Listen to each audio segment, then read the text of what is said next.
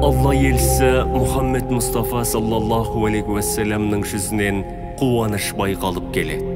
Бұны көрген сахабалар: «Уа Алланың елшісі, жүзіңізден қуаныш көріп тұрмыз» дейді. Сонда пайғамбар маған періште келіп: «Уа Мұхаммед, Раббың әмір етті. Үмметіңнен саған біреу салауат айтса, мен оған 10 салауат беремін. Үмметіңнен саған біреу сәлем айтса, мен оған 10 сәлем беремін. Осыған разысың ба?» деді. Пайғамбар әрине деп жауап берді.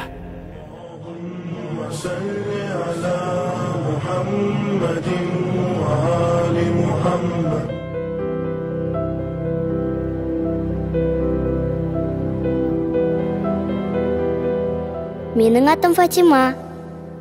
Әкем ардақты пайғамбарымыз Мұхаммед саллаллаху алейхи уассаламның сүйікті қызы Фатиманың құрметіне қойған. Ал бұл менің ағам Дін Мұхаммед. Ол Құран оқығанды өте қатты жақсы көреді. Бүкіл Құран сүрелерін жатқа біліп, қари атағына да қол жеткізген. Анам болса бізге тәтті тағамдар пісіріп, ұйықтар алдында ертегілердің орнына Алла елшісінің балалық шағын айтып бергенді ұнатады. Дін Мұхаммед, Фатима, келіңдер тамаққа. Мен әкем мен анамның еш ренжіскенін көрген емеспін. Өйткені олар пайғамбарымыз мейірімді болуды үйреткен дейді. Сол үшін мен сені қатты жақсы көремін, ардақты пайғамбарым. О Расулалла, сенің көздерің нұрға толған, жүзің күн сияқты жарқырап, құшағың аспан сияқты кең болған деп ойлаймын. Осындай көркем мінезді мінсіз күлкіні қалайша сағынбаймыз, я Расулалла. Мен сені ешқашан көрмесем де қатты жақсы көремін, ардақты пайғамбарым.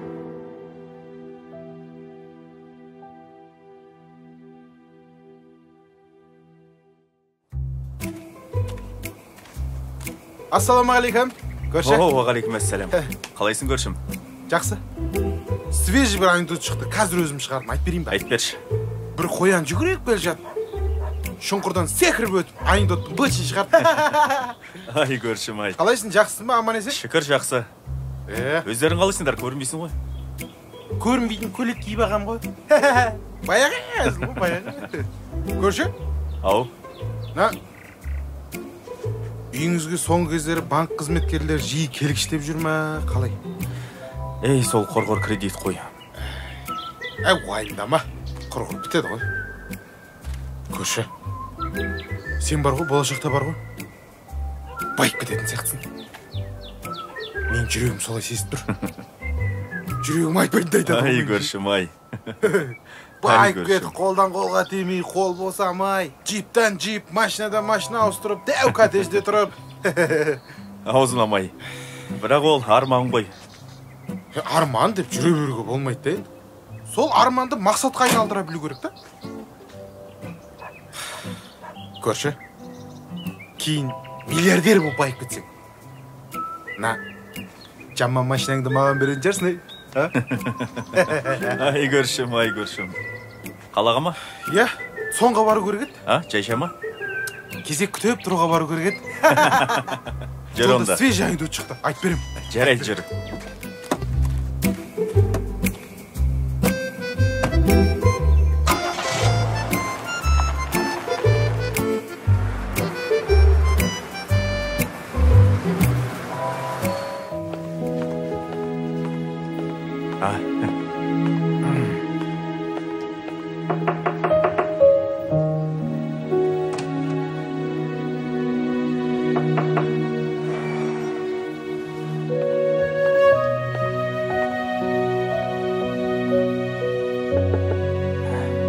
Ассалаумағалейкум.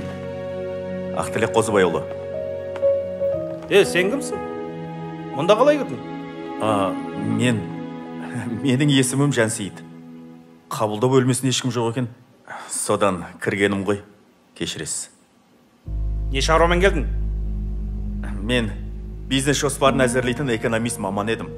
Сіз басқарып отырған корпорацияның өсу динамикасын толығымен зерттеп, алгоритм жүйесі бойынша бір керемет жоспар әзірлеген едім.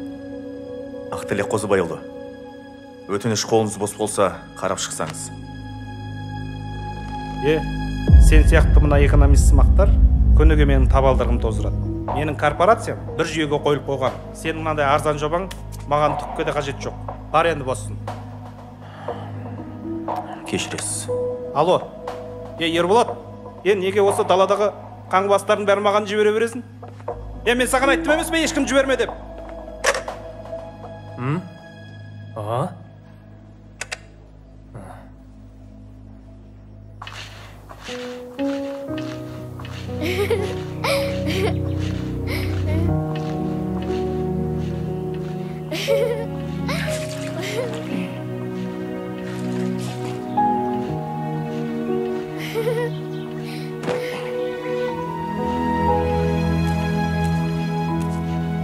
Аға, мен ұстаңыз, құлап кетпейін.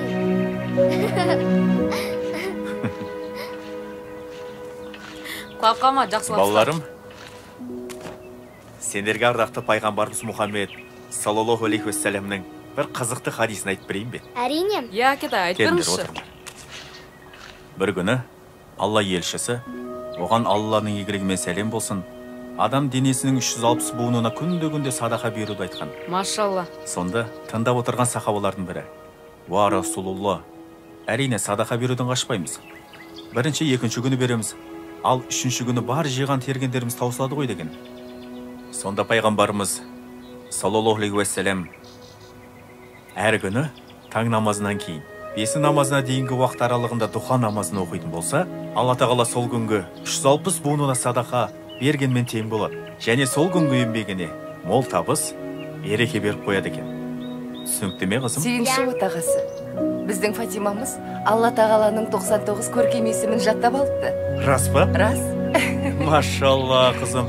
Акетай, Ақылдым мен. Аллах тағаланың 99 көркем есімін жаттаған, оның мән мағынасын білген адам міндетті түрде жәннатқа кіреді деген хадисі бар ғой. Әрине ұлым.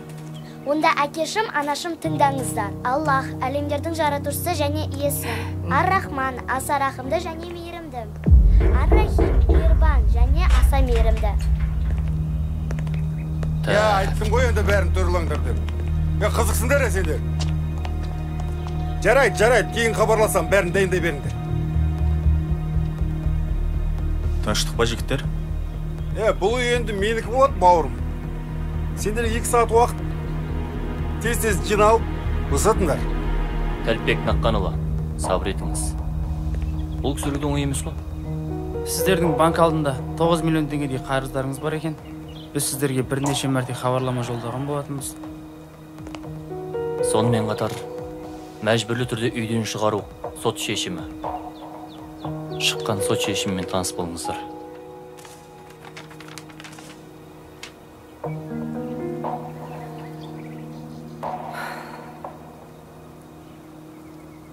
Бір апта уақыт беріңізші. Қайдағы бір аптаны айтып тұрсың? Тез босатыңдар. Жарайды. Ең құрғанда ертең кейін уақыт берейік. Жарайды, жақсы. Бірақ ертең мына жерді жермен жексен қылам. Босататын болыңдар. Мұның үстің қабатына букмекерский қылсам, астың қабаты сауна болады. Ар жағын көре жатармыз. Жарайды. Ертең босатып қоятын болыңдар.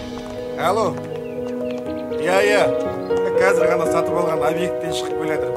Жетіп қалам, кейін айтам. Жарайды.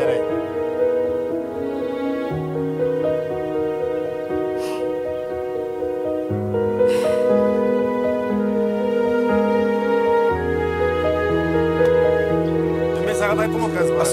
Ешек ақшаны салып жіберіңдер. Ойланбайсыңдар сол, елдерге салмайсыңдар. Отағасы. Еш ренжімеңіз. Бұл да Алла тағаланың бізге жіберген сынағы шығар. Жақсылықтың бәрі әлалда. Я, анашым дұрыс айтады. Әрине, дұрыс айтасың. Қызым, сен неге жылап отырсың? Акетай, біз енді қайда барып паналаймыз? Жылама қызым. Жаным сол. Қызғалдағым мен. Жыламайы. Біздің панамыз ол Алла тағала. Алла тағала өз панасындағы пендесін ешқашан үйсіз, күйсіз қалдырмаған. пайғамбарымыз Мұхаммед, Алла тағаланың оған игілігі мен сәлемі болсын. Қызы Фатима ешқашан жылауық болмаған. Біздің де Фатимамыз жыламайды, Отағасы, пайғамбарымыз Мұхаммед, Алланың оған игілігі мен сәлемі болсын. Бір салауат айтқан адамға Алла тағала оған 10 салауат айтады. Бізде осы үйдегі соңғы түнімізді салауат айтумен өткізейік. Аллаға сансыз шүкір. Иман жүзі жарым мен, ұлым мен салихалы қызым бар. Шүкір.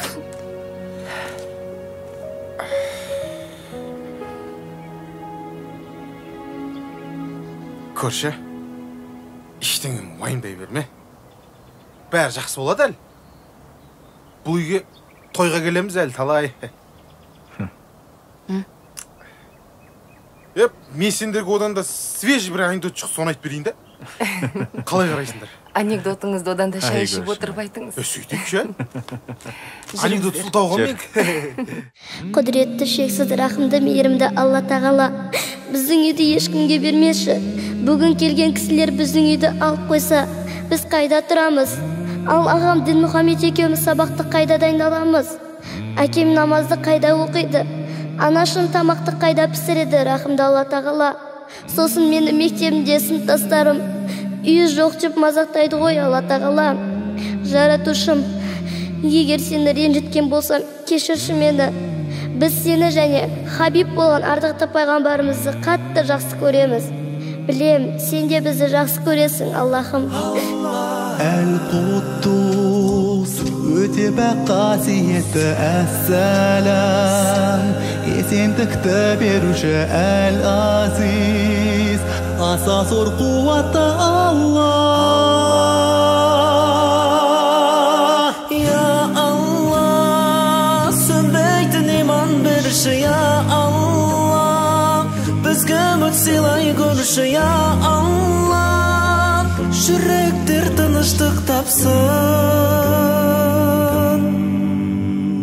Я Аллах, мейірімді кешірімдісің, я Аллах, күнәм көп кеше көруші, я Аллах, қабірдің азабынан, тозағыңның отынан сақтай көр.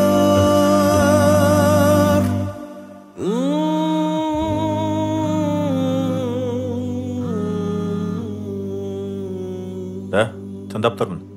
Сәлеметсіз бе? Бұл Жансейіт Жаңғазұлы ма? Сәлеметсіз бе, мен? Сізді мазалап тұрған Арарат Групп корпорациясының төрағасының орынбасары Ерболат Төлегенұлы. Сіз өзіңіздің бизнес жобаңызды бізге ұсыныпсыз. Иә, ұсынған болатынмын. Сіздің бизнес жобаңызды біздің директорлар кеңесі бір ауыздан мақұлдап, оң қорытындысын берді. Рас айтасыз ба? Иә. Тез арада біздің кеңсемізге келіп кетсеңіз. Міндетті түрде барам. Иә, міндетті түрде барам. Жақсы.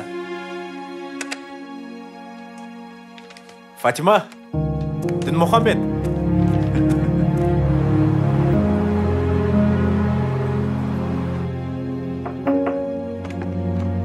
Ассаламағалейкум. Ақтілек Қозыбайұлы. Уалейкум ассалам. Келіңіз, төрлетіңіз. Рахмет. Сізді көргеніме өте қуаныштымын. Рахмет. Сізге өткенде дөрекімнез көріскеніме кешірім сұраймын. О, не дегеніңіз? Оқаш жоқ. Мен оны ұмытып та кеттім. Ай, машалла. Келіңіз, төрлетіңіз. Рахмет. Бисмилля. Кешірім өтінем. Мені мазалап жүрген бір сұрақ қойсам бола ма? Әрине қойыңыз. Тыңдап тұрмын сізді. Өткен жолы сіз осы жобаны ұсынып кеткеннен кейін 3 күн қатарынан мен түсімде ардақты пайғамбарымыз Мұхаммед Мұстафа саллаллаху алейхи уассаламды көрдім. Машалла, саллаллаху алейхи уассалам. Алғашқы күндері мен де түсінбедім. Тек 3-ші күні Алла елшісі осы жобада береке бар екенін айтты. Мен бұл ғажайып сырды түсінгім келеді. Оның ешқандай сыры жоқ. Мен ардақты пайғамбарымыз Мұхаммед Мұстафа саллаллаху алейхи уассаламды өте қатты жақсы көремін. Алла елшісіне күнде салауат айтам. Алла тағала ардақты пайғамбарға бір салауат айтқан пендесіне 10 салауат қайтарады деген. Бар болған сол. Алланың құдіретінде шек жоқ. Мына сіздің ұсынған жобаңыздың негізінде корпорация мол табысқа қол жеткізді. Сонда менің жобамның есебі туры болғаны ғой. Әрине, корпорация атынан сізге алғыс ретінде сіздің атыңыздан банктен жеке есеп шот ашып, мына қаржыны сыйақы ретінде салып қойдық. Кешіресіз, менің түсінбей тұрғаным. Бұл сіздің адал жолмен тапқан еңбек ақыңыз, қысылмай алыңыз. Және де мына бір келісім шарт бар. Бұл не келісім шарт? Осы жобаның авторы ретінде корпорациядан түскен әр табыстың 5%-ы сіздің үлесіңізде болмақ. Танысып шығып қол қойсаңыз жеткілікті. Рахмет. Көп рахмет сізге. Сізге рахмет. Ардақты пайғамбарымызға деген махаббатын оятқаныңызға. Алланың нұры жаусын. Рахмет.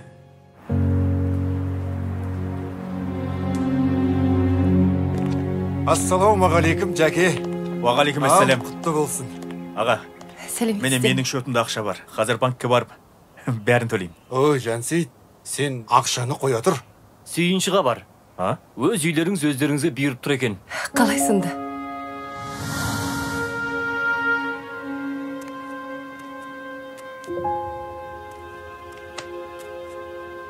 Құлыным ау, шайын іштің бе? Қарның аш емес бе? Далаға шығып ойнап келесің бе?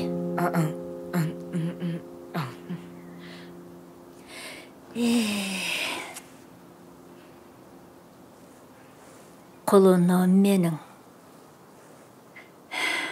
Енді сол бір кесапат жол апаты болмағанда сен де басқа балалар сияқты далада ойнап күліп жүрер едің. Анам да марқұм арамызда болар еді ғой.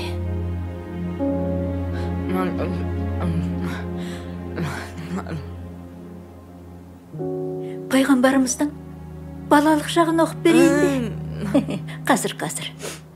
Қазір құлыным, қазір. Тыңдай ғой.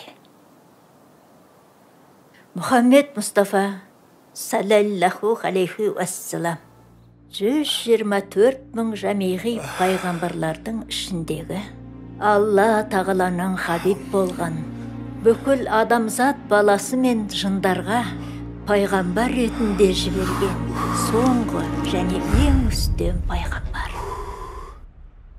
Сүйікті құлы, ең көркемі және ең қадірлісі. Ол әлемдерге рақымдылық ретінде жіберілген. Барлық нәрсе оның құрметіне жаратылған.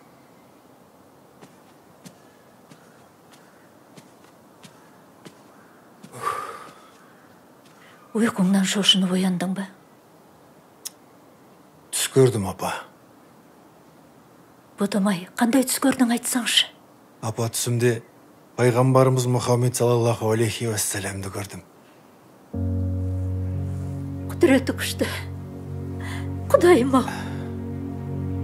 Сенің кереметтігің шексіз ғой.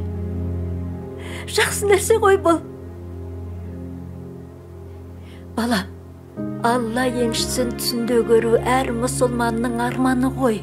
Құдіреті күшті, Алла тағала. Апа, пайғамбарымыз түсінде маған ренжулі жүзімен қарап, үмбетім, сен ол шаңыраққа тиіспе деп ренжісін білдірді. Балам, егер менің тілімді алсаң, сол үйдің қарызын түгел өтеп, ол үйді өздеріне қайтарып берсең қайтеді. Алла бұл жақсылығың үшін сені де жарылқайды ғой. Апа.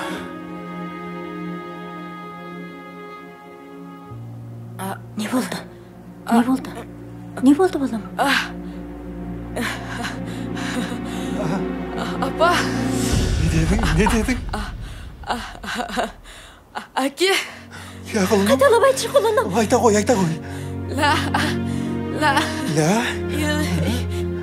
لا إله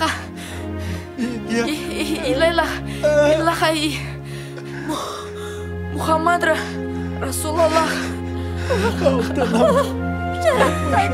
Құдіретті күшті Алла тағала. Сөйледі құлыным. Бұл үйге Алланың өзі шапағатын төгіп тұр екен. Енді бұл үйді қайтып тартып алмақпын сендерден, өздеріңе бұйырсын. Рас па? Рас, балам, рас. Апатай, Тәліпбек аға, сіздерге мың алғыс. Алла разы болсын. Рахмет сіздерге. Алланың нұр жаусын. Әмин. Әкетай, мына Құран кітапты бауырыма сыйға тартсам бола ма? Әрине балам, әрине Ой, балам. бәрекелді. Жарайсың. Жансейіт, балам. Япа. Әйелің иман жүзді. Балақшағыңа салихалы тәрбие берген екенсің. Енді бұдан бұлай екі туыс болып араласып тұрсақ қайтеді? Әрине апатай. Ендеше не тұрыс? Жүріңіздер үйге. Қане жүріңіздер. Абайлаңыз. Жүріңіздер. Қане жүріңіздер. Ассалаумағалейкум, көрші. Уағалейкум әссәләм, көршім. Көрші қалайсыздар, амансыз? Жақсы. Айттым ғой мен сізге, бәрі жақсы болады дедім. Бәрекелді. Құтты болсын. Жақсы көршің, арысың деген, міне. Уәде, сүйіншіңе, міне.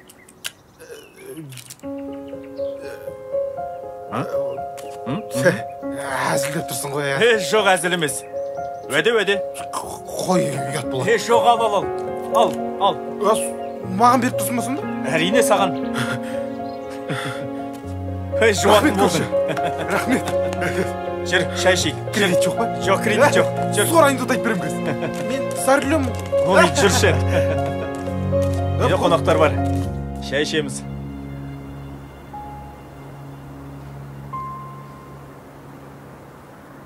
Ассаламуалейкум рахматулла. Ассаламуалейкум рахматулла. Әмин Аллаху Акбар. Жаратушым, елімізді аман қыла көр, я Аллахым. Күллі мұсылмандардың оқыған намаздары мен тілеген дұға тілектерін, я Аллахым, қабыл еті көр. 18 мың қаламды жаратушы, я Раббым Аллахым. Құдіреті шексіз. Бір Алла. Мына мені 9 ай, 9 күн көтерген анашымды, өзіңнің құт мекенің, Меккеге алып баруымды нәсіп ете көр, я Аллахым. Пайғамбарымыз Мұхаммед Мұстафа саллаллаху алейхи уассаламге салауаттар мен сәлемің болсын, я Аллахым. Әмин Аллаху Акбар. Абзал, кел шайыңды іш. Жұмыстан кешігіп қалма. Кел. Анашым, мен сізді қатты жақсы көрем. Мен де сені жақсы көрем, балам. Анашым, осыдан көресіз ғой. Мен ақша жинап сізді Меккеге алып барамын. Құлыным-ау, сенің осы пейіліңе, ниетіңе Меккеге барып келгендей болып отырмын ғой. Сендей абзал ұл туғаныма Аллаға мың алғыс айтам. Жаным сол, кәне шайыңды іш, жұмыстан кешігіп қалма. Айналай.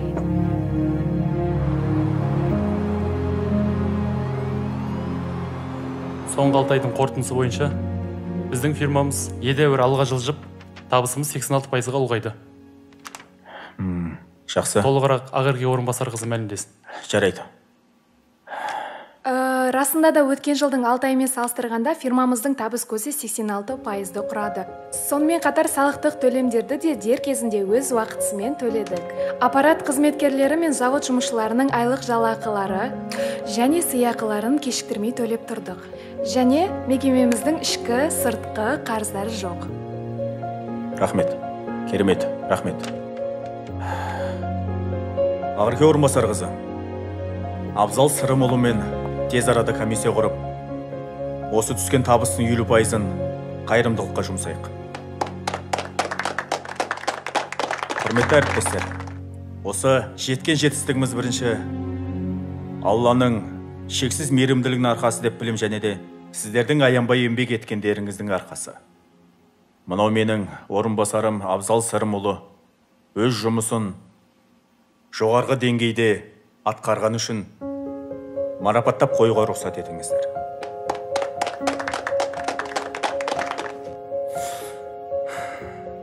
Абзал Сырымұлы, фирманың атынан және де барша қызметкерлердің әріптестердің атынан сізді үлкен қажылыққа, жер жәннаты Меккеге жолдама беруге рұқсат етіңіз. Қабыл болсын. Жансейіт Жанғазылы, күтпеген жағдай болды ғой. Не айтарын білмей тұрмын. Рахмет сізге. Жансейіт Жанғазылы, бала кезден арманым бар еді. Өзімнің орныма Меккеге анамды жіберсем болады ма? Жарайсың, бауырым. Алла елшісі, оған Алланың игілігімен сәлем болсын. Жәннат аналардың аяғының астында деген. Ақырке орынбасар қызы. Я? Тез арада қажылық компаниясымен хабарласып, тағы бір жолдамаға тапсырыс беріңіз. Жарайды. Ал, Абзал бауырым, қабыл болсын. Рахмет сізге. Мейірімді, рахымды, жер мен көктің патшасы Алла Аллах тағалаға шексіз мақтаулар және екі дүниенің сардары болған Мұхаммед Мұстафа саллаллаху алейхи уассаламға сансыз салауаттар болсын. Адамзаттың асылы, ардақтылардың ардақтысы, екі дүниенің сардары, пайғамбарлардың мөрі Хазіреті Мұхаммед Мұстафа саллаллаху алейхи уассаламға сағыныш. Міне осы фильмді сізге деген сағынышымызды бөлісу үшін түсірді. Я пайғамбар, осы фильмге сағыныш көзімен қарап отырған барша үмбетіңіз бір сәтке болса да сіздің мейіріміңіздің ұшқынын көруді арман етуде. Я Алланың елшісі, жүректердің емшісі, көздердің нұры, күллі жаратылысқа рахым етіп қана жіберген ардақты Мұхаммед Мұстафа саллаллаху алейхи уассалам бұл үмметіңіздің өзіңізге деген сағынышы. Пайғамбарым, біздер мына жүректерінде сізге деген сағыныш лебі шарпыған барша үмметтеріңіз бүгіннен бастап сіздің өміріңізбен толықтай танысып, ұрпақтарына тәлімі телегей теңіз іспетті тәрбиелі де өнегелі өмір жолыңызды үйрететін болады. Я Расулалла, сағындық сізді.